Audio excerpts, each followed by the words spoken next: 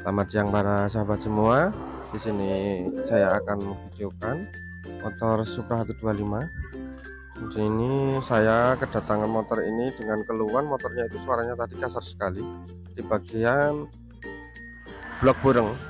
Intinya itu pokoknya suaranya itu ada suara klotok-klotok dan suara kemericiknya. Suaranya pokoknya berisik sekali pokoknya. Terus saya cek di bagian pompa oli tadi itu tidak bisa naik olinya itu. Tadi saya cek di bagian sini. Bagian sini itu tidak bisa naik olinya itu. Terus terpaksa saya bongkar di bagian pompa oli. Ternyata pompa olinya itu giginya itu sudah rompal lagi atau pecah lagi. 2 kali ini saya mengalami kejadian ini dan ternyata ini bisa menjadikan pelajaran. Nih seperti ini, gigi pompa olinya ini sampai rampal seperti ini. Dulu pernah giginya itu sampai pecah pas datang ke sini. Saya ganti sekitar selang 1 bulanan, paling lebih sedikit lah. Ini motor kembali lagi dengan kasus yang sama. Suaranya itu kasar, klotok-klotok sama berisik pokoknya di bagian ruangan bagian sini pokoknya. Suaranya itu kemericiknya itu parah pokoknya. Nah terus saya cek tadi olinya tidak naik karena kan oli tidak naik ininya itu rampal. Nah ini kan sudah 2 kali ganti gigi pompa oli ini. Sudah ganti pompa oli ini sudah 2 kali ini. Ini mengalami hal yang sama. Terus ini saya cuma mereview saja bagi teman-teman yang mengalami kasus yang sama seperti ini. Semoga tidak terjadi lagi karena hal yang sepele yang mungkin jarang kita perhatikan. Gara-gara ini rampal kan itu terselip ada kotoran di bagian dalam pompa olinya itu. Tepatnya itu gigi bagian dalam sini itu tersumpal oleh kotorannya seperti ini. Seperti plastik tapi keras. Nah, harusnya hal yang seperti ini tidak sampai tembus lah sampai ke dalam pompa oli, kan lewati saringan dulu sebelum masuk ke gigi pompa oli. Nah ini saya itu sampai curiga di bagian saringan pompa olinya. Terus saya cek di bagian saringan pompa oli, ternyata itu di bagian saringannya itu tidak ada sama sekali. Di sini. Nah ini tepatnya di sini di bagian saringan pompa olinya. Filter oli atau saringan pompa oli ini kan tidak ada.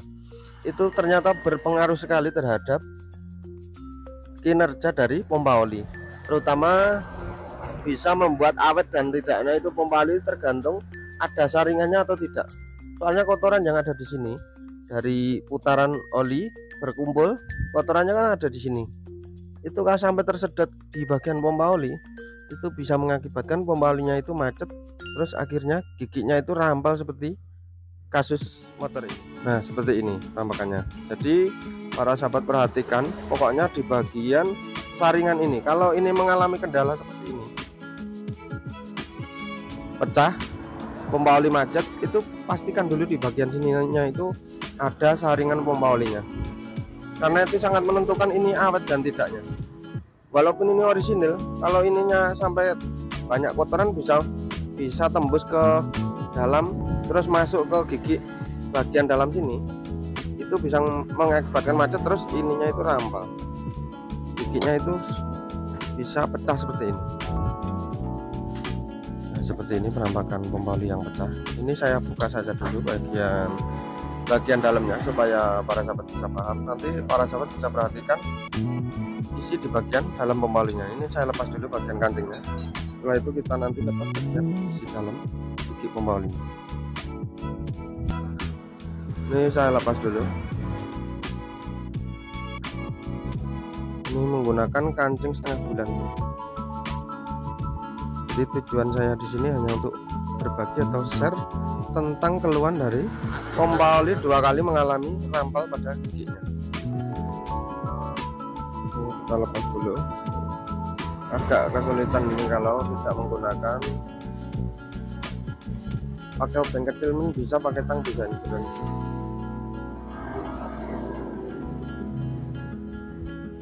pelan-pelan saja, jangan sampai lari gigi kancingnya ini.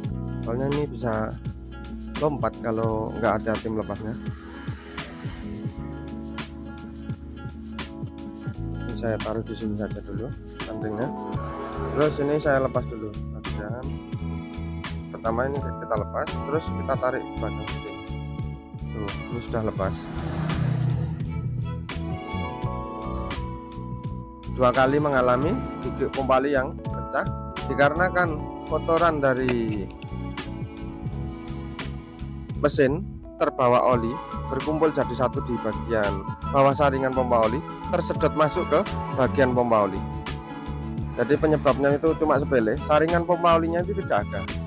Nah, ini kurang diperhatikan teman saya. Jadi ini intinya itu pokoknya kalau bagian ini mengalami sampai 2 kali, 1 kali aja nggak apa-apa, 1 kali rampal, cek dulu bagian saringan pompa olinya atau filter olinya.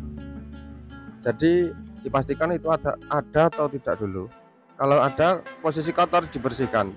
Tapi kalau tidak ada, harus dibelikan atau pokoknya dikasih filter oli lah istilahnya. Jadi untuk mencegah supaya pompa oli itu tidak terjadi rusak pada giginya.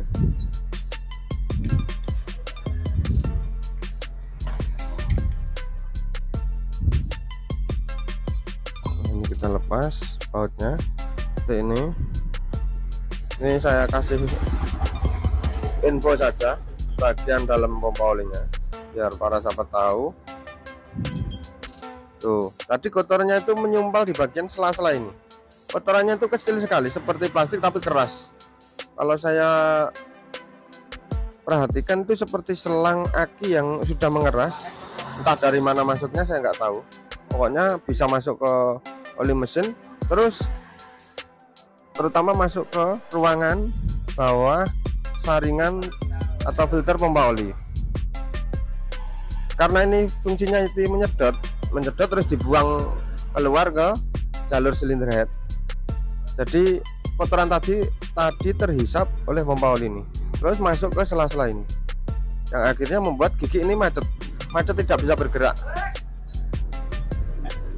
Kalau gigi ini macet, otomatis as ini juga macet.